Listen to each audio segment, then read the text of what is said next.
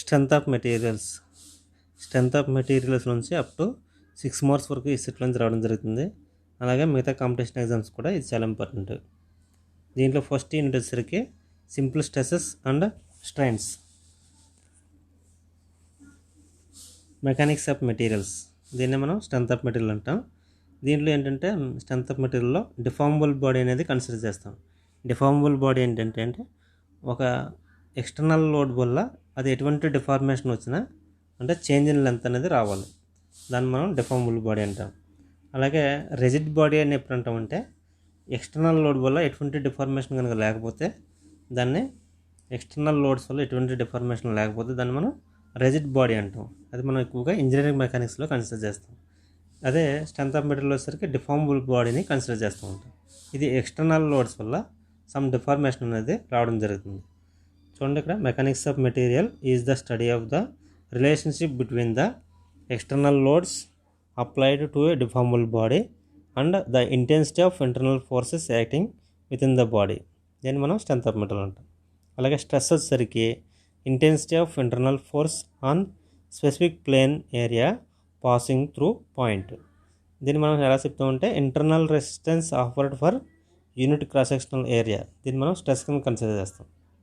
అలాగే స్ట్రెయిన్ వచ్చేసరికి change in length to original length, ఆ రేషియోని మనం స్ట్రెయిన్ కింద కన్సిడర్ చేస్తాం.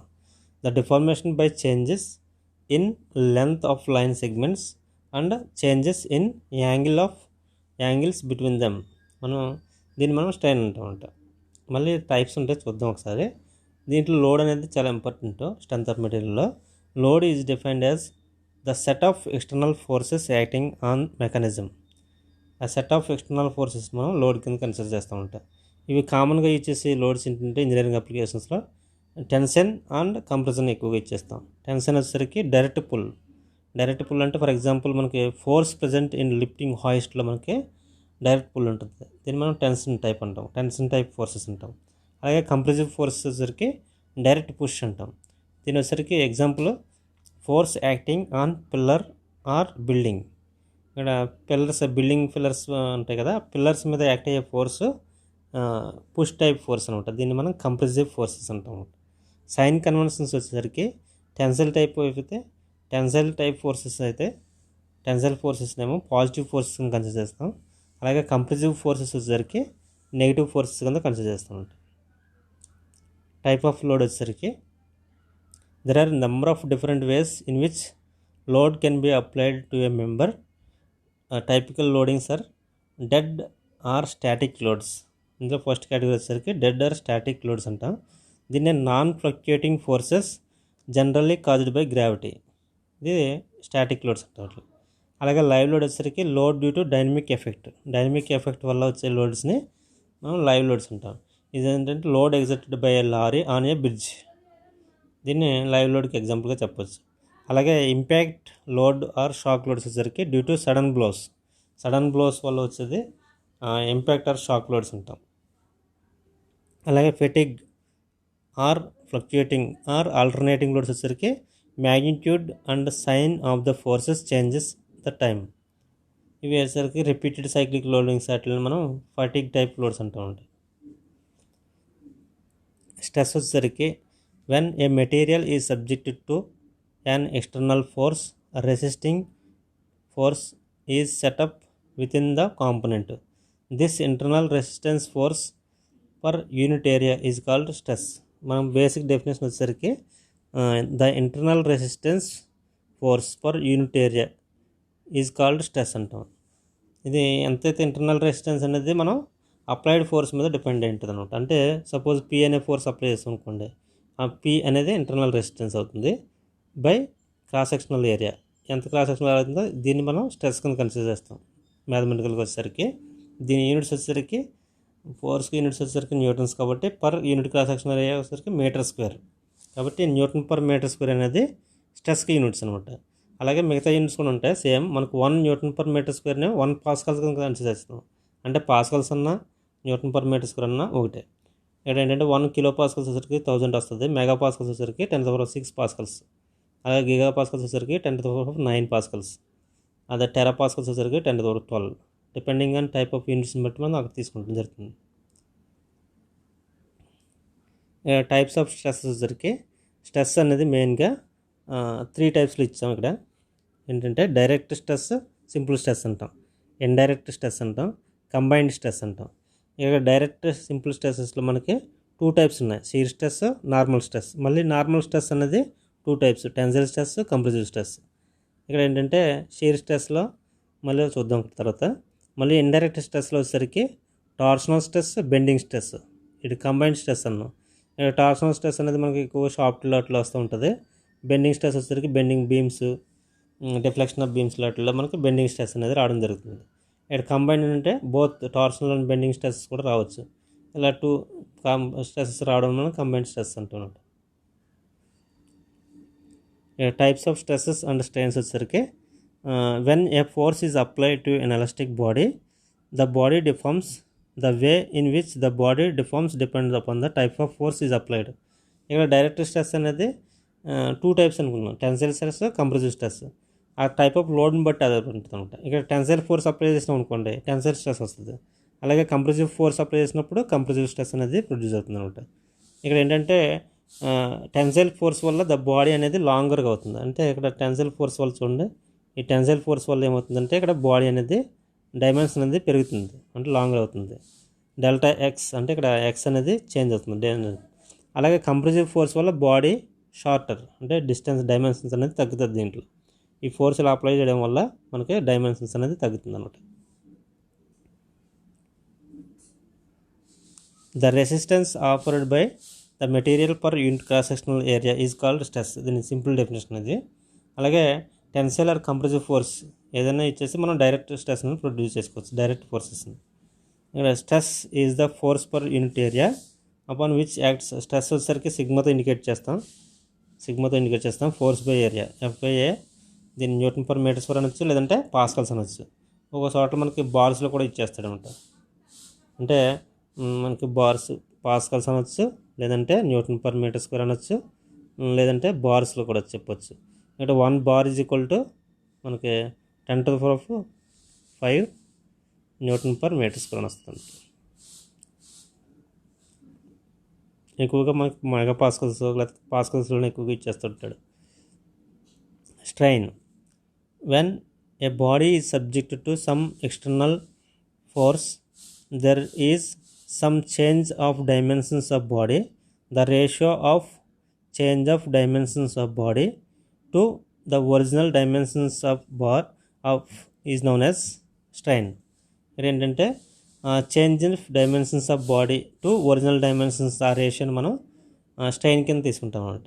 Strain is a dimensionless quantity. స్ట్రెయిన్లో ఎటువంటి యూనిట్స్ ఉండవు, ఎందుకంటే డెల్టా ఎల్ బై ఎల్ కాబట్టి 2 యూనిట్స్ కాబట్టి రేషియోస్ ఏమి ఉండవు. అలాగే టెన్సైల్ స్ట్రెయిన్, ఇక్కడ టైప్స్ ఆఫ్ స్ట్రెయిన్స్ చూసినట్టయితే tensile strain, compressive strain, volumetric strain, shear strain అంటారు. టెన్సైల్ స్ట్రెయిన్ అంటే the ratio of increase in length to original length of the body when it is subjected to pull force.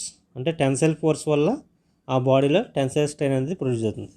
అలాగే compressive force వల్ల compressive strain అనేది induce అవుతుంది. Volumetric strain అంటే the ratio of change in volume to body to original volume. Change in volume నుంచి original వాల్యూమ్కి ఉన్న రేషియోని మనం వాల్యూమెట్రిక్ స్ట్రెయిన్ అంటాం.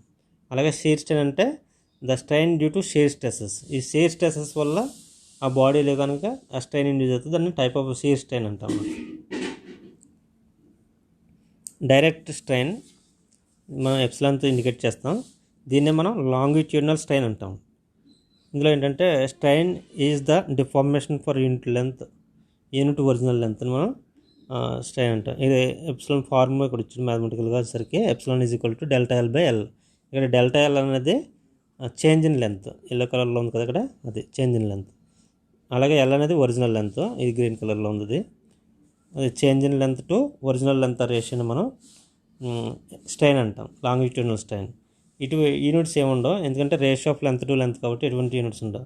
ఒకసారి మనకు ఆబ్జెక్టివ్ టైప్లో యూనిట్స్ లేకుండా ఇస్తే కనుక మనకి ఎంఎం పర్ ఎంఎం అని ఇస్తాడు, అదన్నా పెట్టుకోవచ్చు. లేదంటే మీటర్ పర్ మీటర్ అని ఇస్తాడు, ఇదన్నా పెట్టుకోవచ్చు. లేదంటే నో యూనిట్స్, ఏదైనా కరెక్ట్ అవుతుంది.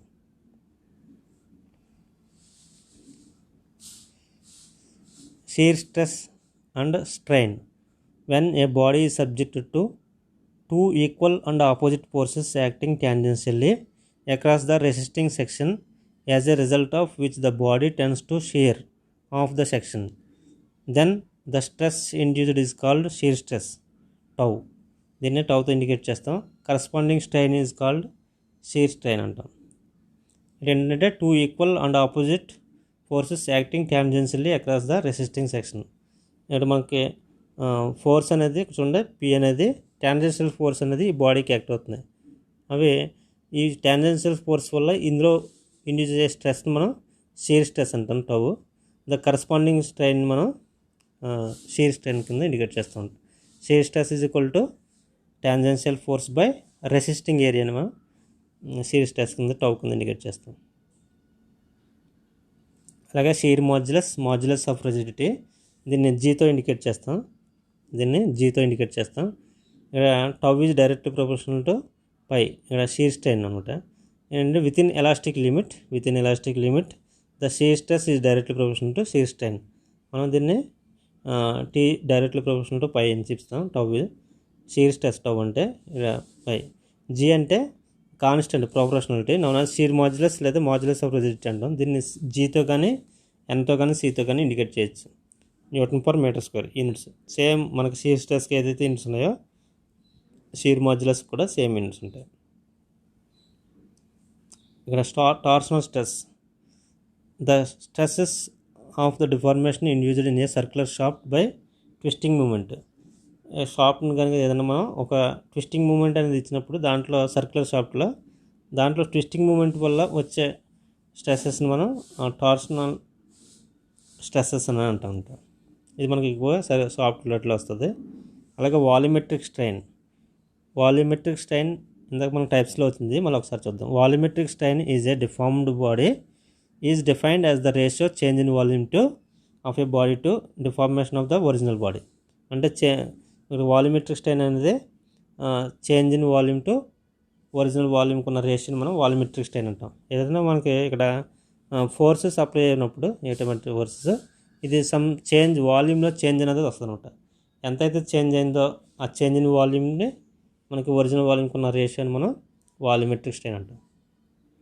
Elastic limit, it is the maximum stress is the maximum stress from which the elastic body will recover its original state after the removal of the deforming force.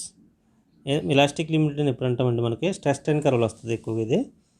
Elastic limit అంటే ఏదైనా force apply చేసి మళ్ళీ ఆ ఫోర్స్ని remove చేసిన తర్వాత అది కనుక it recovers original state, దాంట్లో ఎటువంటి స్ట్రెస్ స్ట్రెయిన్ లేకపోతే దాన్ని మనం ఎలాస్టిక్ లిమిట్ అంటాం. It differs widely for different materials. ఇది ఎలాస్టిక్ లిమిట్ అనేది టైప్ ఆఫ్ మెటీరియల్ మీద ఆధారపడి ఉంటుంది అనమాట. డిఫరెంట్ మెటీరియల్కి ఉంటుంది, different types of elastic limits ఉంటాయి డిఫరెంట్ మెటీరియల్కి. It is very high for substance like steel and low for substance like lead. ఇక్కడ స్టీల్స్కి ఎక్కువగా ఎలాస్టిక్ లిమిట్ అనేది ఉంటుంది అనమాట. మోస్ట్ ఎలాస్టిక్ మెటీరియల్ ఏంటంటే మనకి స్టీల్. చాలామంది ఏంటంటే ఆప్షన్స్లో రబ్బర్ లేదా ప్లాస్టిక్ వేస్తారు, అవి పెట్టేస్తారు. ఎక్కువగా మోస్ట్ ఎలాస్టిక్ మెటీరియల్ అంటే స్టీల్ పెట్టాలన్నమాట. లో సబ్స్టెన్స్ అంటే లెడ్ ఉంటుంది అన్నమాట. ఇక్కడ చూడండి, ఎలాస్టిక్ లిమిట్ అనేది మనకి ఈ గ్రీన్ ఈ కలర్లు ఇచ్చాడు కదా, ఇక్కడ వరకు మనకి ఎలాస్టిక్ లిమిట్. అంటే మనం ఏదన్నా స్ట్రెస్ అంటే లోడ్ అప్లై చేసినప్పుడు సబ్జెక్ట్కి దాని స్ట్రెయిన్ కర్వ్ లీనియర్గా వ్యారీ అవుతుంది ఇక్కడ దాకా. ఎప్పుడైతే మనం లోడ్ రిమూవ్ చేస్తామో మళ్ళీ బ్యాక్ వస్తుంది అనమాట. అంటే ఈ స్టేట్ బ్యాక్ వచ్చేస్తుంది అనమాట. నువ్వు ఇక్కడ దాకా ఎక్కడ లోడ్ అప్లై చేసినా స్ట్రెస్ ఎంతవరకు వెళ్ళినా విత్ ఇన్ ఎలాస్టిక్ లిమిట్ వరకు అది మళ్ళీ బ్యాక్ రావడం జరుగుతుంది. దాన్ని మనం ఇక్కడ వరకు నీకు ఎంత లోడ్ అప్లై చేసినా మళ్ళీ బ్యాక్ వస్తుంది ఒరిజినల్ షేప్. అంటే ఎటువంటి స్ట్రెస్ స్ట్రెయిన్ ఉండదు. దాన్ని మనం ఎలాస్టిక్ లిమిట్ అంటాం. ఎప్పుడైతే వన్స్ ఈ ఎలాస్టిక్ లిమిట్ క్రాస్ అయిందో అందులో స్ట్రెస్ కానీ స్ట్రెయిన్ కానీ పర్మనెంట్గా ఉండిపోతాయి. దాన్ని ప్లాస్టిక్ లిమిట్ అంటాం. ప్లాస్టిక్ స్టేట్ ఉంది కదా ఇది. నెక్స్ట్ మనకి స్ట్రెస్ స్ట్రెయిన్ కర్వ్లో ఇది యూటీఎం మిషన్ మీద చేస్తాం. ఇది యూనివర్సల్ టెస్టింగ్ మిషన్ మీద టెన్సైల్ లోడ్ అప్లై చేసినప్పుడు ఒక మైల్డ్ స్టీల్కి అంటే డక్టైల్ మెటీరియల్ కర్వ్ ఇది. ఇక్కడ ఏంటంటే మనకి అప్పర్ ఈల్డ్ పాయింట్ ఈ రెడ్ కలర్లో ఉంది కదా, ఇది లోవర్ ఈల్డ్ పాయింట్. అప్పర్ ఈల్డ్కి లోవర్ ఈల్డ్ ఇక్కడ ఏంటంటే అప్పర్ ఈల్డ్ పాయింట్ నుంచే మనకి స్పెసిమెన్ సైజ్ అనేది డిక్రీజ్ అవుతుంది అనమాట. అక్కడ నుంచి డిక్రీజ్ అవ్వి మనకి మ్యాక్సిమం ఎక్కడ అటెండ్ అవుతుంది చూడండి, అల్టిమేట్ స్ట్రెస్ పాయింట్, అక్కడ మ్యాక్సిమం స్ట్రెస్ అంటే మ్యాక్సిమం లోడ్ తీసుకుంటుంది. అలాగే బ్రేకింగ్ స్ట్రెస్ అనేది ఏంటంటే ఫెయిల్యూర్ అనమాట, అక్కడ మనకి స్పెసిమెన్ అనేది బ్రేక్ అవుతుంది. ఇక్కడ మ్యాక్సిమం స్ట్రెస్ ఎక్కడ అటెండ్ అవుతుందంటే అల్టిమేట్ పాయింట్ స్ట్రెస్ దగ్గర అటెండ్ అవుతుంది, అల్టిమేట్ లోడ్ దగ్గర. Next limit of proportionality. ఇక్కడ లిమిట్ ఆఫ్ ప్రొపోర్షనాలిటీలో వచ్చేసరికి if A tensile force apply to a uniform bar of mild steel gradually increased and corresponding extension of the bar measured provide the applied force. It is not to large a graph depicting these results likely to be as shown figure. ఇక్కడ వచ్చేసరికి మనకి stress strain curve లీనియర్గా vary అవుతుంది. ఇక్కడ linearity అనేది కంపల్సరీగా ఉంటుంది. Since the graph is straight line the extension of directly proportional to applied force. దీన్నే hooks లాగా పర్ఫెక్ట్గా ఫాలో అవుతుంది. ఇది మనకి స్ట్రెస్ స్ట్రెయిన్ కర్వ్లో చూడండి, ఇక్కడ చూసినట్టయితే ఇది మనకి ఇక్కడ వచ్చేసరికి ఎలాస్టిక్ లిమిట్ వస్తుంది, దానికి ముందు ప్రొపోర్షనాలిటీ లిమిట్ వస్తుంది అనమాట. ఈ ప్రొపోర్షనాలిటీ లిమిట్ వరకు ఇక్కడ ఏంటంటే కర్వ్ అనేది లీనియర్గా, ఈ స్లోప్ అనేది లీనియర్గా ఉంటుంది అనమాట. ప్రొపోర్షనాలిటీ లిమిట్ వరకు స్ట్రెస్ స్ట్రెయిన్ కర్వ్ అనేది లీనియర్గా ఉంటుంది. ఈ ఎప్పుడైతే ప్రొపోర్షనాలిటీ లిమిట్ క్రాస్ అయిందో నాన్ లీనియర్గా వస్తుంది అనమాట. కానీ ఎలాస్టిక్ లిమిట్ ఎప్పుడైతే క్రాస్ అయిందో అక్కడి నుంచి ఏంటంటే మీకు స్ట్రెస్ స్ట్రెయిన్ సెటప్ అయిపోతాయి పర్మనెంట్గా, డిఫార్మేషన్ అనేది పర్మనెంట్గా సెట్ అవుతుంది అనమాట. అంటే ఎలాస్టిక్ లిమిట్ వరకు మనం లోడ్ వేసినా మళ్ళీ ఆ లోడ్ని రిమూవ్ చేసినప్పుడు మళ్ళీ ఒరిజినల్ స్టేట్కి అనేది మెటీరియల్ రావడం జరుగుతుంది. ఇక్కడ ఏంటంటే మనకి హూక్స్లో అనేది పర్ఫెక్ట్గా అంటే హోల్స్ గుడ్ అప్ ఉంటే మనకు ప్రొపోర్షనాలిటీ లిమిట్ పెట్టచ్చు, ఎలాస్టిక్ లిమిట్ పెట్టచ్చు, రెండు కరెక్టే. అంటే ఎలాస్టిక్ లిమిట్ లేదనుకోండి ప్రొపోర్షనాలిటీ లిమిట్ పెట్టుకోవచ్చు. Next limit of elasticity. Limit of ఎలాస్టిసిటీలో ఏంటంటే మనకి ఇక్కడ ఈ లోడ్ దగ్గర మనకి ఏదన్నా నాన్ లీనియారిటీ ఉంటుంది. ఇక్కడ చూడండి, limit of proportionality just beyond the point of the material behave non linear elastic manner until the elastic limit is reached. ఈ కర్వ్ అనేది ఎప్పుడైతే ప్రొపోర్షనాలిటీ లిమిట్ దాటిందో అంటే ఇక్కడ ఈ మధ్యలో నాన్ లీనియర్గా ఉంటుంది, కానీ లోడ్ తీసినప్పుడు కూడా మళ్ళీ బ్యాక్ రావడం జరుగుతుంది. మళ్ళీ ఎలాస్టిక్ లిమిట్ ఎప్పుడైతే క్రాస్ అయిందో అక్కడ ఏంటంటే మనకి స్ట్రెస్ స్ట్రెయిన్ పర్మనెంట్గా సెటప్ అవుతాయి అన్నమాట. If the force is large it is found that the material becomes plastic and no longer returns to original length when the force is removed. అంటే plastic limit ఎప్పుడైతే cross అయ్యామో అక్కడ మనకు load remove చేసినప్పుడు కూడా దాంట్లో స్ట్రెస్ స్ట్రెయిన్ పర్మనెంట్గా setup అయ్యి ఉంటాయి అన్నమాట. నెక్స్ట్ హూక్స్ లా. ప్లాస్టిక్ ఎలాస్టిక్ మాడ్యులై, దాన్ని హూక్స్ లా అంటాం. Hooks law states that when a body is loaded with in elastic limit, ఇది ఇంపార్టెంట్. హూక్స్ లా అనేది అప్ టు ఎలాస్టిక్ లిమిట్ వరకు వ్యాలిడ్ అవుతుంది. మళ్ళీ ఎలాస్టిక్ లిమిట్ క్రాస్ అయితే ఎటువంటి వ్యాలిడేషన్ ఉందో up to elastic limit the stress is proportional to strain developed within the elastic limit. The ratio stress applied to strain developed constant. దీన్ని మనం hooks లా అంటాం. ఇందులో ఏంటంటే కాన్స్టెంట్ని ఏమంటున్నామంటే మాడ్యులస్ ఆఫ్ ఎలాస్టిసిటీ. ఇదే modulus, elastic modulus లేదా Young's modulus ఉంటుంది. దీన్నే modulus of elasticity ఉన్న, యంగ్స్ మాడ్యులస్ ఉన్న, ఎలాస్టిక్ మాడ్యులస్ ఉన్న ఒకటే. దీన్ని మనం ఏంటంటే ఈతో ఇండికేట్ చేస్తూ ఉంటాం. E is equal to stress by strain, అంటే స్ట్రెస్ బై స్ట్రెయిన్ అనమాట. ఇది ఇక్కడ ఏంటంటే స్ట్రెస్ బై స్ట్రెయిన్, స్ట్రెస్కి ఫార్ములా ఉంది కదా మనకి, ఏంటంటే స్ట్రెస్ ఏంటంటే E is equal to stress by strain. Stress అంటే పీ బై ఏ, అలాగే స్ట్రెయిన్ అంటే డెల్టా ఎల్ బై ఎల్. దీన్ని సాల్వ్ చేస్తే పిఎల్ బై ఏ వస్తుంది. ఇక్కడ వచ్చింది చూడండి, is equal to PL by A delta L. A అంటే cross sectional area, delta L అంటే change in length. Next Hooke's law elastic మాడ్యులైలో మళ్ళీ Young's modulus E is generally assumed to be same in tension or compression and the most of engineering applications has high numerical value. ఇక్కడ ఏంటంటే స్టీల్కి చూసుకున్నట్టయితే ఎక్కువ ఎగ్జామ్స్లో మనకు అడుగుతూ ఉంటాడు. స్టీల్కి ఎంతనే 210 × 10⁹ న్యూటన్ పర్ మీటర్ స్క్వేర్ ఉంటుంది. దాన్ని మనం జీపీఏలో చెప్తే కనుక ఈ 10⁹ అనేది గిగా కాబట్టి న్యూటన్ పర్ మీటర్ స్క్వేర్ అనేది పాస్కల్స్, గిగా పాస్కల్స్ చెప్తే 210 జీపీఏ ఉంటుంది. స్టీల్కి ఎక్కువగా ఎగ్జామ్స్లో అడుగుతాడు. స్టీల్కి 210 జీపీఏ ఉంటుంది. ఈ వాల్యూ అనేది మారదు, కాన్స్టెంట్గా ఉంటుంది. అలాగే మాడ్యులస్ ఆఫ్ రిజిడిటీ వచ్చేసరికి ఇక్కడ ఇన్ టర్మ్స్ ఆఫ్ షీర్ టైప్లో షీర్ స్ట్రెస్ తీసుకుంటాం అనమాట. షీర్ స్ట్రెస్ బై షీర్ స్ట్రెయిన్నే మనం మాడ్యులస్ ఆఫ్ రిజిడిటీ అంటాం. నెక్స్ట్ ఫ్యాక్టర్ ఆఫ్ సేఫ్టీ, ఇది చాలా ఇంపార్టెంట్. ఫ్యాక్టర్ ఆఫ్ సేఫ్టీ అంటే ultimate stress by permissible stress అంటాం. దీన్నే వర్కింగ్ స్ట్రెస్ అని కూడా అంటాం.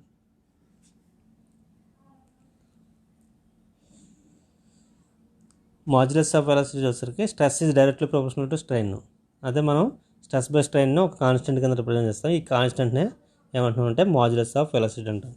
దీనికి సేమ్ యూనిట్స్, స్ట్రెస్కి అయితే ఏమి స్ట్రెయిన్కి ఏమి యూనిట్స్ ఉండవు కాబట్టి స్ట్రెస్ యూనిట్స్ ఏమున్నాయో అదే యూనిట్స్ ఉంటాయి.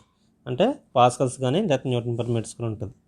ఇక్కడ if the modulus of velocity of material is large, it means ఇక్కడ ఈ వాల్యూ ఎక్కువగా ఉందంటే దాని మీనింగ్ ఏంటంటే the stress will produce only small strain. Large stress అనేది ప్రొడ్యూస్ చేస్తూ ఉంటుంది తక్కువ స్ట్రెంగ్త్, దాని మీనింగ్ అదనమాట. ఇక్కడ హై ఎలాస్టిక్ మెటీరియల్ అంటే మనకి స్టీల్ వస్తుంది, అది గుర్తుంచుకోండి, ఎగ్జామ్స్ అడుగుతాడు. నెక్స్ట్ యంగ్స్ మాడ్యులస్ అంటే దీన్ని మనం ఈతో చూపిస్తాం. ఇక్కడ గామా ఇచ్చాడు కానీ ఈ కొన్ని టెక్స్ట్ బుక్స్లో గామా ఉంటుంది. ఈ అంటే ఈ ఎక్కువగా ఉంటుంది. ఇక్కడ ఈ is equal to normal stress to longitudinal strain మనం యంగ్స్ మాడ్యులస్ అంటాం అనమాట. వర్కింగ్ స్ట్రెస్, ఇక్కడ వర్కింగ్ స్ట్రెస్ అనేది మనకి స్ట్రెస్ స్ట్రెయిన్ కర్వ్లో చూస్తాం కదా, ఇలా చూసాం, ఇలా వచ్చింది. ఇక్కడ యంగ్స్ మాడ్యులస్ వచ్చింది కదా. ఈ యంగ్స్ మాడ్యులస్ అంటే ఈ ఎలాస్టిక్ లిమిట్ వరకే మనకి ఎప్పుడైనా సరే డిజైన్ ఉండాలన్నమాట. ఫ్యాక్టర్ ఆఫ్ సేఫ్టీ వర్కింగ్ అంతా మనకి ఇక్కడే ఉంటుంది, డిజైన్ స్ట్రెస్ అనేది. అంటే when the designing machine parts it is desirable to keep the stress lower than the maximum or ultimate stress at which the failure of material takes place. The stress is known as working stress or design stress అంటాం. It is also known as safe or allowable stress. Working స్ట్రెస్ని మనం allowable stress అంటాం, లేదంటే safe stress అంటాం, లేదంటే design stress అంటాం. అంటే working stress is equal to design stress అనొచ్చు, లేదా సేఫ్ స్ట్రెస్ అనొచ్చు, లేదా allowable స్ట్రెస్ అనొచ్చు. ఇది ఫ్యాక్టర్ ఆఫ్ సేఫ్టీ వల్ల చాలా ఇంపార్టెంట్ అనమాట. ఏంటంటే మనకి it is the ratio of maximum stress to working stress. ఇక్కడ మ్యాక్సిమం స్ట్రెస్ అన్న అల్టిమేట్ స్ట్రెస్ అంటాం. అల్టిమేట్ స్ట్రెస్లో ఇది ఏంటంటే మ్యాక్సిమం స్ట్రెస్ అంటే ultimate stress by working stress, design stress. ఇది ఫ్యాక్టర్ ఆఫ్ సేఫ్టీ అనేది ఎప్పుడు గ్రేటర్ దెన్ 1 చూపిస్తుంది. అంటే జనరల్గా 4 లేదా 5, 6, 10 అలా ఎంతైనా ఉండొచ్చు. ఎంత ఎక్కువగా ఉంటే ఫ్యాక్టర్ ఆఫ్ సేఫ్టీ అంత మంచిది అనమాట. ఆ డిజైన్ అంత పర్ఫెక్ట్గా ఉంటుంది, అంత సేఫ్టీ అని అర్థం. ఫ్యాక్టర్ ఆఫ్ సేఫ్టీ అనేది అంత సేఫ్టీ. పాయిజన్స్ రేషియో అంటే when a body is stressed with in elastic limit, up to elastic limit వరకు తీసుకోవాలి. The lateral strain bears to constant ratio to linear strain. అంటే లాటరల్ స్ట్రెయిన్కి లీనియర్ స్ట్రెయిన్కి ఉన్న ratio అనేది ఒక constant అనమాట. ఆ కాన్స్టెంట్ని మనం పాయిజన్స్ రేషియో అంటాం. This constant is known as poisons ratio. ఇది 1/mతో కానీ లేకపోతే మ్యూతో కానీ ఇండికేట్ చేస్తాం. ఎక్కువగా ఎగ్జామ్స్లో అడుగుతూ ఉంటాడు. దీని వాల్యూ వచ్చేసరికి 0 నుంచి 0.5 రేంజ్ ఎప్పుడు గుర్తుంచుకోండి. 0 నుంచి 0.5 ఉంటుంది. 0 వాల్యూ ఎప్పుడు వస్తుందంటే కార్క్కి వస్తుంది, అలాగే సిఓఆర్కి కార్క్. అలాగే 0.5 అనేది మనకి రబ్బర్కి ఏదో వస్తుంది. అలాగే స్టీల్కి వచ్చేసరికి 0.27 నుంచి 0.32 ఎంత ఉంటుంది. అలాగే క్యాస్ట్ ఐరన్కి వచ్చేసరికి 0.23 నుంచి 0.27 వరకు ఉంటుంది క్యాస్ట్ ఐరన్. ఆ వాల్యూస్ ఒకసారి చూసుకుంటూ అడుగుతున్నాడు. పాయిజన్స్ రేషియో అనేది ఇక్కడ వాల్యూ అనేది 0 నుంచి 0.5 వరకు ఉంటుంది వాల్యూ పాయిజన్స్ రేషియో. అలాగే volumetric strain. When a body is subjected to system of forces, it undergoes some changes in dimensions. A system of forces act అయినప్పుడు వాల్యూమ్ అనేది, ఆ బాడీ యొక్క వాల్యూమ్ అనేది కంపల్సరీగా తగ్గుతుంది. ఎందుకంటే ఎక్స్టర్నల్ ఫోర్సెస్ వల్ల. ఈ చేంజ్ అయిన వాల్యూమ్ని, రేషియోనే ఒరిజినల్ వాల్యూమ్కి ఉన్న రేషియోని మనం వాల్యూమెట్రిక్ స్ట్రెయిన్ అంటాం. The ratio change in volume to original volume is known as volumetric strain. ఇది ఫార్ములా వచ్చేసరికి మనకి volumetric strain is equal to change in volume to original వాల్యూమ్ని వాల్యూమెట్రిక్ స్ట్రెయిన్ అంటాం. Bulk modulus. When a body subjected to 3 mutually perpendicular stresses of equal intensity, then the ratio of direct stress to corresponding volumetric strain. దీన్ని మనం bulk modulus అంటాం అనమాట. అంటే direct స్ట్రెస్కి volumetric స్ట్రెయిన్కి ఉన్న రేషియోని bulk modulus అంటాం. ఇది చూడండి, యూనిట్స్ వచ్చేసరికి సేమ్ మనకి న్యూటన్ పర్ మీటర్ స్క్వేర్. అంటే ఈ వాల్యూమెట్రిక్ స్ట్రెయిన్కి ఎటువంటి యూనిట్స్ ఉండవు కాబట్టి బల్క్ మాడ్యులస్కి సేమ్ యూనిట్సే. యంగ్స్ మాడ్యులస్కి ఈకి అలాగే షీర్ మాడ్యులస్కి సేమ్ యూనిట్స్ ఉంటాయి అన్నమాట. పాయిజన్స్ రేషియో అనేది మళ్ళీ చూసుకుంటే దీంట్లో టైప్స్ ఉంటాయి, different types. When a body deformable body stretched, tensile force is not only does not elongate but also contract laterally. It would be contract in other 2 dimensions. ఇక్కడ ఏంటంటే మనకి టెన్సైల్ ఫోర్స్ యాక్ట్ అయినప్పుడు చూడండి length అనేది పెరుగుతుంది. ఈ length అనేది ఎప్పుడైతే పెరిగిందో ఇక్కడ చూడండి డైమెన్షన్స్ కూడా తగ్గినాయి. దీని డైమెన్షన్ తగ్గుతాయి చూడండి, దీని డైమెన్షన్ అనేది తగ్గుతుంది. మీరు అబ్జర్వ్ చేసినట్టయితే చూడండి ఇక్కడ ఈ డైమెన్షన్ తగ్గుతుంది. అంటే లీనియర్ డైమెన్షన్ పెరుగుతుంది, లాటరల్గా వచ్చేసరికి తగ్గుతుంది, దాని డయామీటర్ అనేది తగ్గుతుంది. అంటే స్ట్రెయిన్ అనేది 2 రకాలుగా తీసుకుంటాడు, యాక్సిల్గా తీసుకుంటాడు, లాటరల్గా తీసుకుంటాడు. ఈ రెండింటి యొక్క రేషియోని మనం పాయిజన్స్ రేషియో అంటాం అన్నమాట. అంటే Poisson's ratio is equal to lateral by linear. ఇక్కడ చూడండి, likewise the component force acting deformable body causes the contract in the direction of force and at the sides expands only. ఇక్కడ మళ్ళీ compression అయింది అనుకోండి, suppose మనకి ఇక్కడ compression అయింది అనుకోండి, దీని యొక్క డయామీటర్ పెరుగుతుంది, లెంత్ తగ్గుతుంది. అంటే యాక్సిల్గా తగ్గుతుంది, లాటరల్గా వచ్చేసరికి పెరుగుతుంది. ఈ రేషియోని కూడా మనం పాయిజన్స్ రేషియో అంటే పాయిజన్స్ రేషియో అనేది depending on type of load బట్టి ఉంటుంది. Ratio with in elastic limit the ratio of these strains 2 strains అంటే లాటరల్ స్ట్రెయిన్కి లీనియర్ స్ట్రెయిన్కి ఉన్న రేషియోనే మనం పాయిజన్స్ రేషియో అంటాం అనమాట. దీనికి ఎటువంటి యూనిట్స్ ఉండో, దీని వాల్యూ వచ్చేసరికి ప్యూర్గా పాజిటివ్ నెంబర్ అనమాట. 0 నుంచి 0.5 మధ్యలో ఉంటుంది. నెగిటివ్ వాల్యూస్ ఏమి రావు, ఓన్లీ పాజిటివ్ వాల్యూసే. అంటే 0 నుంచి 0.5 మధ్యలోనే ఉంటుంది వాల్యూ వచ్చేసరికి. Factors which determine the deformation produced by stress system acting on a material is called elastic constants. ఇక్కడ different types of elastic constants ఉంటాయి. అవి ఏంటంటే మనకి modulus of elasticity, modulus of elasticity E అంటాం. పాయిజన్స్ రేషియో వచ్చేసరికి 1/m కానీ లేదంటే mu కానీ అంటాం. మాడ్యులస్ ఆఫ్ రిజిడిటీ అంటే G కానీ N కానీ C కానీ అంటాం. బల్క్ మాడ్యులస్ అంటే K అంటాం. ఈ మూడింటికి మధ్యన ఒక రిలేషన్ ఉంటుంది అనమాట. అవి చాలా ఇంపార్టెంట్, ఎగ్జామ్స్లో అడుగుతాడు.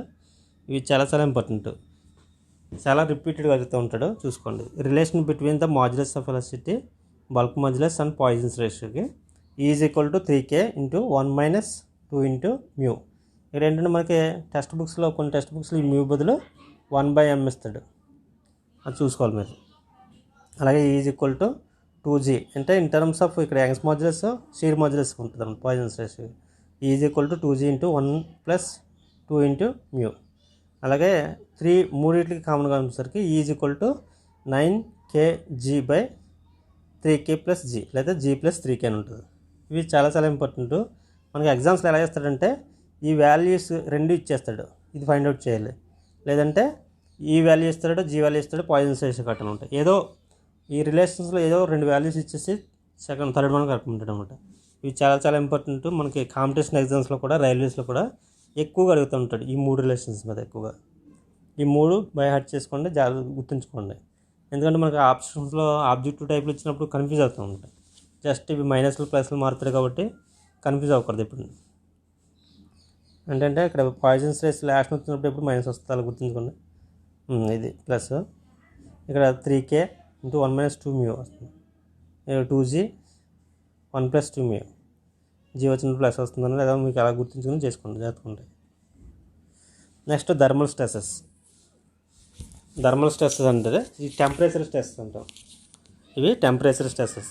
Thermal stresses are the stresses induced in a body due to change in temperature. Thermal stresses are set up in the body when the temperature of the body raised or lowered, the body is restricted from expanding or contracting. అంటే temperatures వల్ల ఇవి బాగా rise అవ్వడం వల్ల లేదా బాగా lower అవ్వడం వల్ల, తగ్గడం వల్ల దాంట్లో డిఫార్మేషన్ అనేది వస్తుంది మెటీరియల్లో. అలాంటి టెంపరేచర్స్ వల్ల డిఫార్మేషన్ అవ్వడం వల్ల మనకి దాంట్లో స్ట్రెస్ అనేది ప్రొడ్యూస్ అవుతుంది అన్నమాట. ఎప్పుడు దాని ఎక్స్పాన్షన్ని రెస్ట్రిక్ట్ చేసినప్పుడు. ఇప్పుడు చూడండి, ఇవి thermal stresses induced in the body due to change in temperature. అంటే టెంపరేచర్ చేంజ్ అవ్వడం వల్ల ఒక బాడీలో కనుక స్ట్రెసెస్ కనుక ఇండ్యూస్ అవుతుంది, దాన్ని మనం థర్మల్ స్ట్రెసెస్ కనుక కన్సిడర్ చేస్తామన్నమాట. ఇక్కడ consider a body is heated certain temperature. L అంటే length of the body, delta T అంటే రైజ్ ఇన్ టెంపరేచర్, అంటే చేంజ్ ఇన్ టెంపరేచర్ ఉంటుందండి. ఈ వచ్చేసరికి యంగ్స్ మాడ్యులస్. ఆల్ఫా అంటే coefficient of linear expansion. Alpha అనేది coefficient of linear expansion.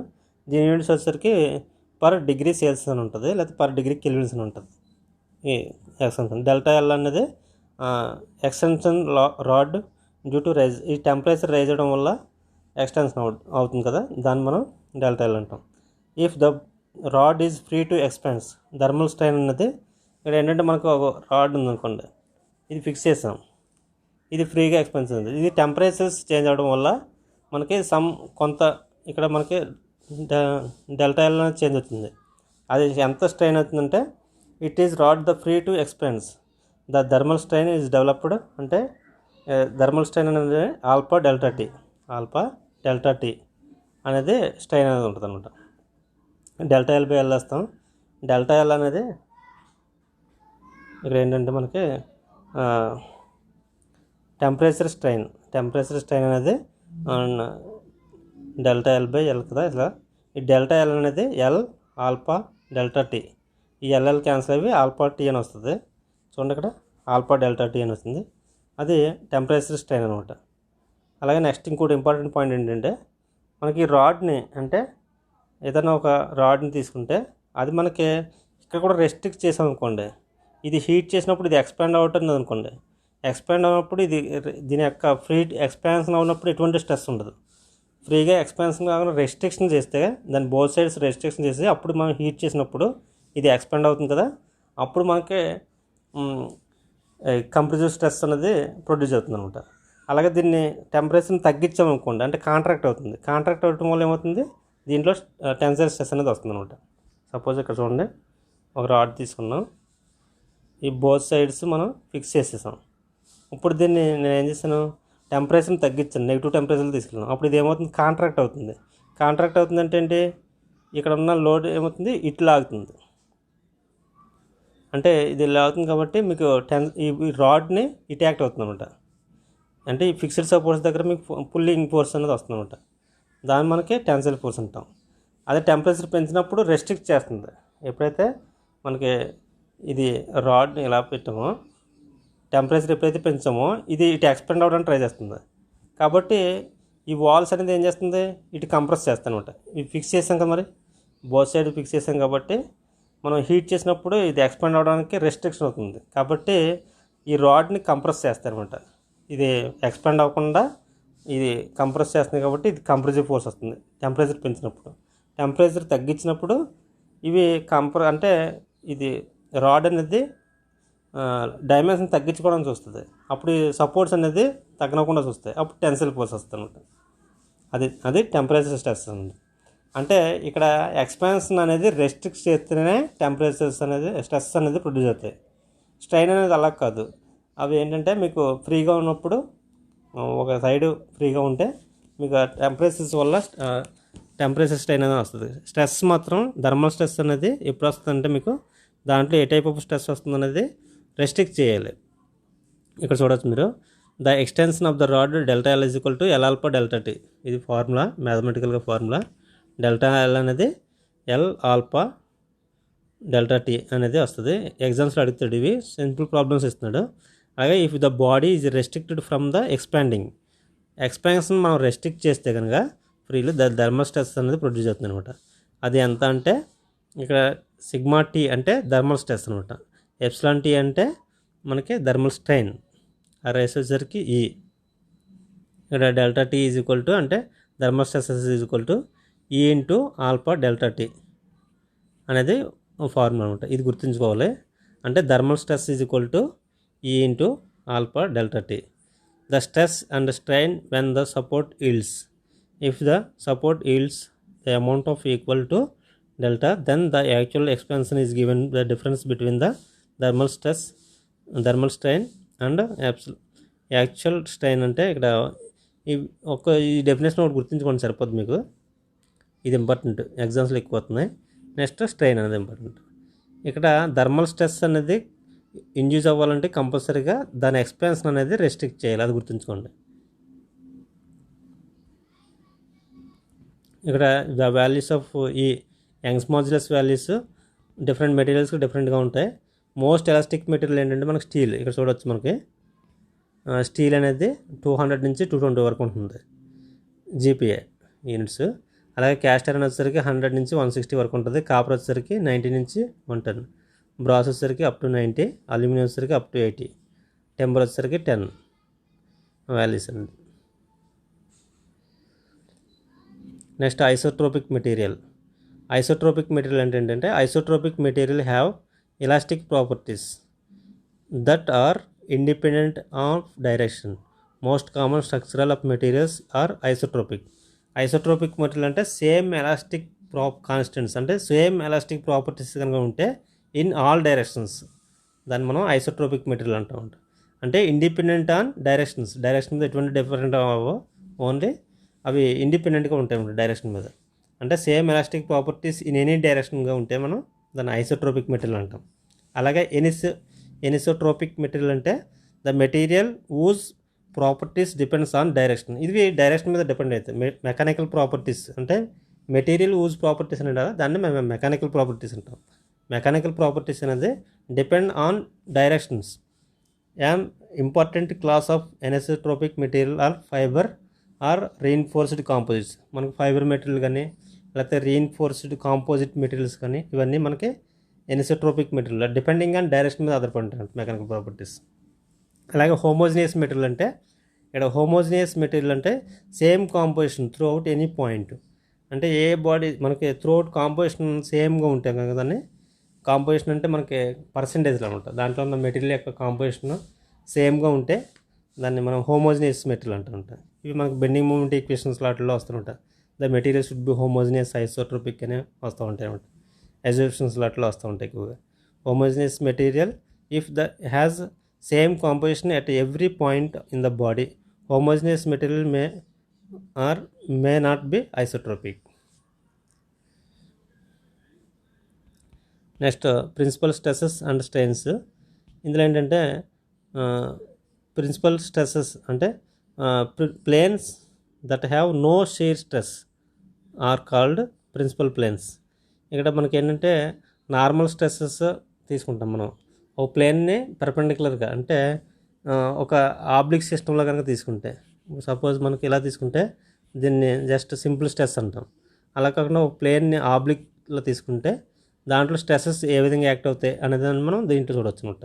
Principal stresses and స్ట్రెయిన్లో the plane the have no shear stress is called principal planes. Exams చాలాసార్లు అడుగుతాడు. Principal planes అంటే ఎటువంటి shear స్ట్రెస్ని act అవ్వబోతుంది దాన్ని అంటే షీర్ స్ట్రెస్ అనేది 0 ఉంటుంది అనమాట. దాన్ని మనం ప్రిన్సిపల్ ప్లేన్స్ అంటాం. Principal planes carry only normal stresses మాత్రమే క్యారీ అవుతుంది అనమాట దాని మీద. The stresses in oblique plane. మనకి రియల్ లైఫ్లో వచ్చేసరికి stresses does not act in normal direction. ఇవి నార్మల్ డైరెక్షన్లో అనేది యాక్ట్ అవ్వవు ఒకసారి ప్రాక్టికల్ వచ్చేసరికి, but rather than in incline plane. మనకి నార్మల్ ప్లేన్ వచ్చేసరికి ఈ విధంగా ఉండదు చూడండి, నార్మల్ ప్లేన్ అనేది. అదే మనకి ఆబ్లిక్ ప్లేన్ వచ్చేసరికి సమ్ ఇంక్లినేషన్ అనేది వస్తుంది అనమాట. ఆ ఇంక్లినేషన్ ప్లేన్ మీద స్ట్రెసెస్ అనేది ఎలా యాక్ట్ అవుతాయి అనేది దీంట్లో చూడవచ్చు అనమాట.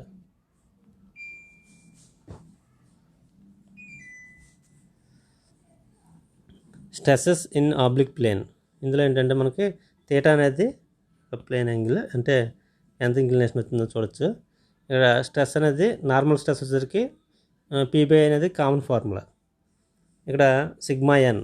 ఇక్కడ ప్లేన్ చూడండి సమ్ ఇంక్లైన్లో తీసుకున్నాడు ఈ యాంగిల్ ఎఫ్జి. ఈ ఎఫ్జి ప్లేన్ మీద తీసుకుంటే అవి కరెక్ట్గా మనకి 90 డిగ్రీస్లో ఈ ప్లేన్కి 90 డిగ్రీస్లో యాక్ట్ అవుతే ఇది సిగ్మా ఎన్. ఆ ప్లేన్కి ఎలాంగ్ ది ప్లేన్ యాక్ట్ అవుతే అది సిగ్మా టీ టాంజెన్షియల్ ఫోర్స్, దాన్ని మనం షీర్ ఫోర్స్ అంటాం. ఇక sigma n is equal to sigma cos square theta, sigma T is equal to sigma by 2 sine 2 theta. ఇక్కడ స్ట్రెసెస్ ఇన్ ఆబ్లిక్ ప్లేన్ మనకి oblique plane మీద చూసుకుంటే ఈ స్ట్రెస్సెస్ అనేది ఎలా యాక్ట్ అవుతే ఉంటుంది అన్నది ఒకసారి చూడొచ్చు. 4 కేసులు ఉంటాయి మొత్తం. Member subject to direct stress. ఇప్పుడు దాకా మనం నేర్చుకున్నదంతా ఇదే. ఒక స్ట్రెస్ తీసుకుని ఒక ఆబ్జెక్ట్ తీసుకుని ఆ స్ట్రెస్ అనేది యాక్ట్ అవుతున్నప్పుడు ఫోర్స్ అనేది ఎలా ఉంది స్ట్రెస్ అనేది చూసాం ఫస్ట్ది. సెకండ్ది వచ్చేసరికి చూడండి 2 డైరెక్షన్లో యాక్ట్ అవుతుంది కనుక, అంటే ఒక మెంబర్కి ఎక్స్ డైరెక్షన్లోని అలాగే వై డైరెక్షన్ 2 డైమెన్షనల్ అనమాట. ఎక్స్ డైరెక్షన్లో వై డైరెక్షన్లో యాక్ట్ అవుతే ఎలా ఉంటుంది? The member subjected to stress in 2 mutually perpendicular planes.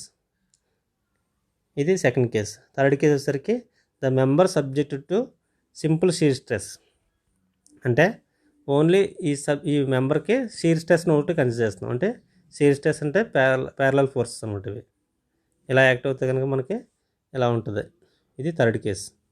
మనకి ఏంటంటే ఎగ్జామ్ పాయింట్ ఆఫ్ వ్యూలో చెప్పుకోవాలి. ఇది డిప్లొమాలో కూడా పెద్ద రాదు కాబట్టి ఓన్లీ పైన చెప్పుకుందాం. ఎందుకంటే క్వశ్చన్స్ దీని మీద అడుగుతున్నాడు అనుకుని. Member subjected to direct stress in 2 mutually perpendicular. ఇది ఎక్కువగా ఇంపార్టెంట్, ఎగ్జామ్స్లో ఎక్కువ అడుగుతున్నాడు. ఇది అంటే 2 డైరెక్షన్లో యాక్ట్ అవుతుంది, ఎక్స్ డైరెక్షన్ వై డైరెక్షన్. అలాగే షీర్ స్ట్రెస్ అప్లికేషన్ కూడా ఉంటుంది. And subjected to simple shear stress అంటే 2 డైరెక్ట్ స్ట్రెస్సెస్ ఉంటాయి మ్యూచువల్ పర్పెండిక్యులర్ డైరెక్షన్లో, అలాగే సింపుల్ స్ట్రెస్ అనేది ఉంటుంది. చూడండి, ఇది ఫోర్త్ కండిషన్. దాని మీద ఎక్కువ అడుగుతున్నాడు. దాని మీద ప్రాబ్లం ఏంటంటే మనకి స్ట్రెస్ ఇన్ ఆబ్లిక్ ప్లేన్ మీద తీసుకుంటే member subjected to direct stress in 2 mutually perpendicular directions. Simple shear stress తీసుకుంటే ఫోర్త్ కండిషన్ ఉంటుంది. దానికి sigma n is equal to sigma 1 plus sigma 2/2 plus ఇది ఏంటంటే సిగ్మా 1 అనేది ఎక్స్ డైరెక్షన్, సిగ్మా 2 అనేది Y direction act అయ్యేది, plus sigma 1 minus sigma 2/cos 2θ plus tau sine theta. Tau అనేది shear stress, sine 2θ. ఈ formulas important. అలాగే sigma T tangential stress వచ్చేసరికి అంటే షీర్ స్ట్రెస్ వచ్చేసరికి ఆ ప్లేన్ మీద అనమాట. ఇది నార్మల్ స్ట్రెస్, ఇది టాంజెన్షియల్. మనం ప్లేన్ మీద తీసుకుంటున్నాం కదా, ఈ ప్లేన్ మీద అనమాట. ఇది అది నార్మల్ స్ట్రెస్ అనేది 90 degrees యాక్ట్ అయ్యేది. ఇది ఎలా ఉందా ప్లేన్. ఇది టౌ షీర్ స్ట్రెస్ వచ్చేసరికి sigma 1 minus sigma 2/2 sine 2θ minus tau cos 2θ. ఇక్కడ ఏంటంటే మనకి member subjected to direct stress 2 mutually perpendicular directions. అంటే ఫోర్త్ కేసు ఇంతకు మనం చెప్పుకున్నది continuation. Simple stress position of principal planes. ఇక్కడ ప్రిన్సిపల్ ప్లేన్స్ అనేది ఎలా చెప్తామంటే ఆ ప్లేన్ మీద మ్యాక్సిమం స్ట్రెస్ అలాగే మినిమం స్ట్రెస్ ఉంటుంది. దాంతోపాటు ఏదైతే షీర్ స్ట్రెస్ 0 ఉందో దాన్ని మనం ప్రిన్సిపల్ ప్లేన్స్ అంటాం. అంటే షీర్ స్ట్రెస్ అనేది 0 అవుతుంది అనమాట. మనకి పొజిషన్ ఆఫ్ ప్రిన్సిపల్ ప్లేన్లో షీర్ స్ట్రెస్ అనేది షుడ్ బి 0. చాలా చాలా ఇంపార్టెంట్, ఎగ్జామ్స్లో చాలాసార్లు అడుగుతున్నాడు. ప్రిన్సిపల్ ప్లేన్ మీద ఎటువంటి షీర్ స్ట్రెస్ ఉండదు, 0 ఉంటుంది అనమాట. ఇక్కడ సిగ్మా టీ అనేది ఇప్పుడు 0 సమానం అవుతుంది. చూడండి 0. దాన్ని సాల్వ్ చేస్తే tan 2θ is equal to T tau by sigma 1 minus sigma 2. ఆ ప్లేన్ మీద ప్రిన్సిపల్ ప్లేన్ మీద షీర్ స్ట్రెస్ అనేది 0 ఉంటుంది అనమాట. ఆ ప్లేన్ మీద ప్రిన్సిపల్ ప్లేన్స్ మీద అంటే ప్రిన్సిపల్ ప్లేన్ మీద member subjected to shear stress 2 mutually perpendicular directions simple shear స్ట్రెస్లో ఆ ప్లేన్ మీద ఏదైతే ఉందో దాని మీద మ్యాక్సిమం ప్రిన్సిపల్ స్ట్రెస్ ఎంత ఉంటుందంటే మనకి సిగ్మా 1 ప్లస్ సిగ్మా 2. అంటే ఇది ఎక్స్ డైరెక్షన్లో వై డైరెక్షన్లో యాక్ట్ అయ్యేది plus root of sigma 1 minus sigma 2/2 whole square plus T square.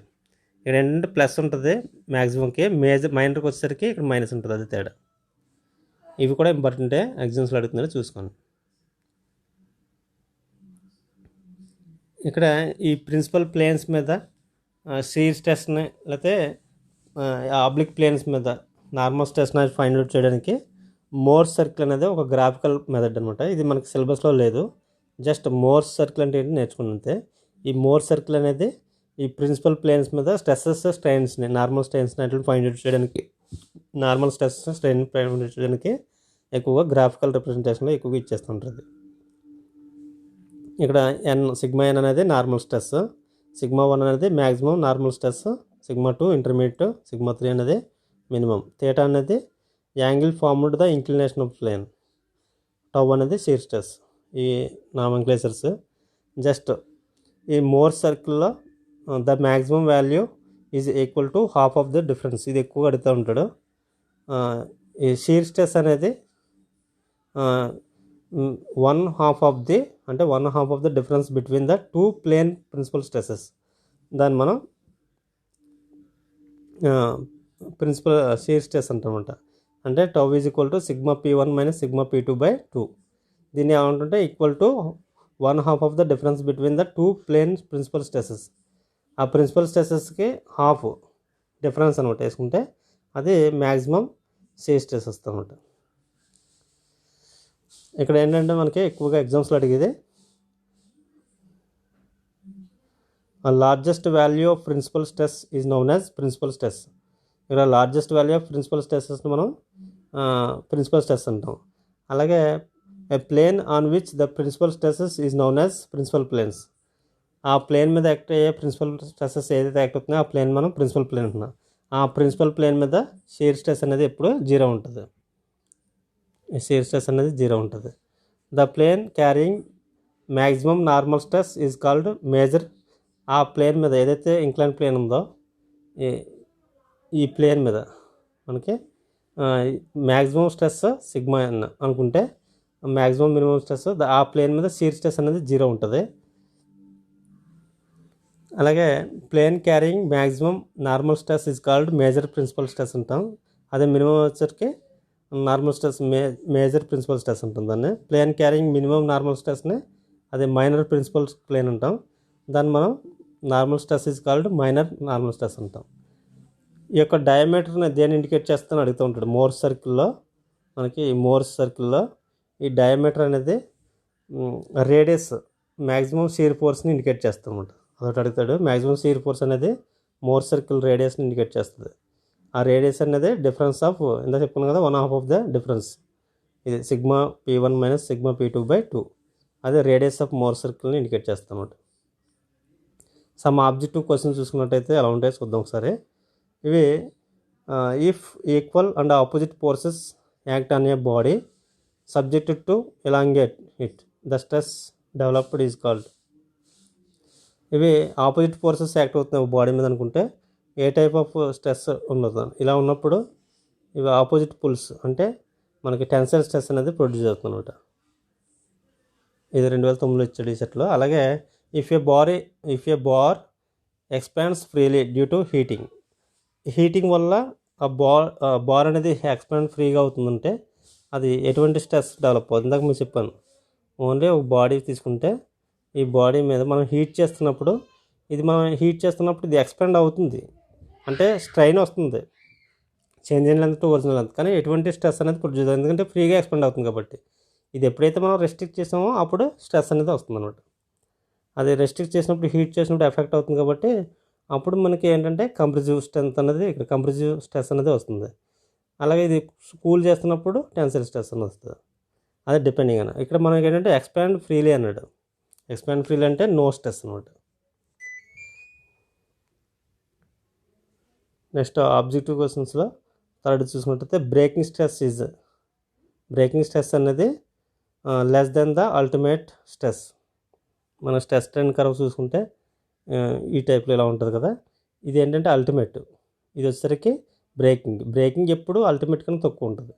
పైన ఉన్నదే ఎక్కువ మ్యాక్సిమం ఉన్నది అల్టిమేట్ కాబట్టి లెస్ దెన్ ద అల్టిమేట్ అనమాట. The Poisson's ratio of cast iron వచ్చేసరికి ఇది చాలాసార్లు అడుగుతాడు చూసుకోండి. 0.23 నుంచి 0.27 వరకు ఉంటుంది. క్యాస్ట్ ఐరన్ యొక్క పాయిజన్స్ రేస్ 0.23 నుంచి 0.27 వరకు. అదే పాయిజన్స్ రేస్ ఆఫ్ స్టీల్కి కరెక్ట్ వాళ్ళదు, స్టీల్ కరెక్షన్ చేసుకోండి. స్టీల్కి అయితే 0.25 నుంచి 0.33 నుంచి 0.3 వరకు ఉంటుంది. ఇది స్టీల్కి. నీకు స్టీల్కి ఎప్పుడు పాయిజన్స్ రేస్ ఎక్కువ ఉంటుంది. క్యాస్ట్ ఐరన్తో కంపేర్ చేస్తే స్టీల్కి పాయిజన్స్ రేస్ అనేది ఎక్కువ ఉంటుంది. Next what is the relationship between the modulus elasticity అంటే సికి జీకి, అదే సి అనే జీని ఒకటే, కేకి బల్క్ మాడ్యులస్కి అడుగుతున్నారు. దీంట్లో ఈజీగా మనం గుర్తుపెట్టచ్చు. 9 kg/3k + g లేదంటే 9 kg/3k + c అని వస్తుంది. Next principal planes the plane which shear stress. Principal plane మీద షీర్ స్ట్రెస్ అనేది యాక్ట్ అవుతుందో లేదని అడుగుతున్నాడు. ప్రిన్సిపల్ ప్లేన్ మీద షియర్ స్ట్రెస్ అనేది ఎప్పుడు 0 ఉంటుంది, అది గుర్తుంచుకోండి. Next, the point in which the stress versus strain diagram at which the cross sectional area of the test specimen starts decreasing. Stress strain కర్వ్లో ఏ పాయింట్ దగ్గర స్పెసిమెన్ అనేది క్రాస్ సెక్షన్ ఏరియా తగ్గుతుంది అంటున్నాడు. అప్పర్ ఈల్డ్ పాయింట్ కానించి cross section area అనేది తగ్గుతుంది. మనకి స్ట్రెస్ స్ట్రెయిన్ కర్వ్ ఉంది కదా, అలాగా ఇది అప్పర్ ఈల్డ్ పాయింట్, ఇది లోవర్ ఈల్డ్ పాయింట్. ఈ అప్పర్ ఈల్డ్ పాయింట్ ఎప్పుడైతే క్రాస్ అయిందో అక్కడ నుంచి క్రాస్ సెక్షన్ ఏరియా తగ్గుతుంది. Next, in a strained material subjected to normal stresses the maximum shear stress is equal to, ఇది ఇచ్చాడు. స్ట్రైన్డ్ మెటీరియల్స్లో మనకి 2 నార్మల్ స్ట్రెస్ ఇచ్చాడు. ఆ strained shear stress is equal to అంటే హాఫ్ ఆఫ్ ద లాస్ట్లో చెప్పుకున్నాం ఇప్పుడు స్లైడ్లో, half of the difference between the normal stress అంటే అదే σ1 మైనస్ σ2/2 మైనస్ వస్తుంది అనమాట. అంటే difference of the normal stress అనమాట, హాఫ్ ఆఫ్ ది σ1 మైనస్ σ2/2 అని వస్తుంది. ఇక్కడ నెక్స్ట్ చూసుకున్నట్టయితే 2 metre long material having modulus of elasticity each head 100 GN/m², coefficient of linear expansion ఇచ్చాడు. Alpha is equal to 12 × 10⁻⁶ per kelvin, heated 20 degrees Celsius to 90 degrees Celsius. If the expansion due to the temperature rise prevented, rod will be develop compressive force is equal to MN/m² అడిగాడు. మనకి ఏంటంటే sigma is equal to alpha delta tea ఈ into alpha delta tea అని వస్తుంది. Delta T అంటే change in temperature అనమాట. ఇక్కడ change in temperature తీసుకుంటే 70 degrees వచ్చింది. ఇక్కడ సెల్సియస్లో కెల్విన్స్లో మార్చుకున్నా మనకి సేమ్ అదే వస్తుంది, ఏం కాదు, 70 వస్తుంది. నెక్స్ట్ ఇక్కడ ఆల్ఫా అనేది 12 × 10⁻⁶. అలాగే ఈ వాల్యూ వచ్చేసరికి 100 GN/m². దాన్ని మెగాన్యూటన్స్ ఇక్కడ GN/m² కాబట్టి అడుగుతుంది ఏంటి, మెగాన్యూటన్/m² కాబట్టి గిగాన అంటే 10⁻³ చేసుకుంటే సరిపోద్ది, బ్యాలెన్స్ అవుతుంది. అంటే 10⁻³ చేస్తాం. దాన్ని సాల్వ్ చేస్తే ఇక్కడ మీకు చూడండి 10 × 10⁻⁶ × 10 × 70 వచ్చింది. ఇక్కడ ఏంటంటే మనకి ఈ 10⁻⁶, ఈ 10⁻⁵, ఇక్కడ 10 ఉంది కదా, అది తీసుకుంటే మనకి ఈ జీరోలు అన్నీ పోతున్నాయి అనమాట. అంటే 12 × 7 వేసుకుంటే మనకి 84 MN/m² వచ్చింది దాన్ని సాల్వ్ చేస్తే.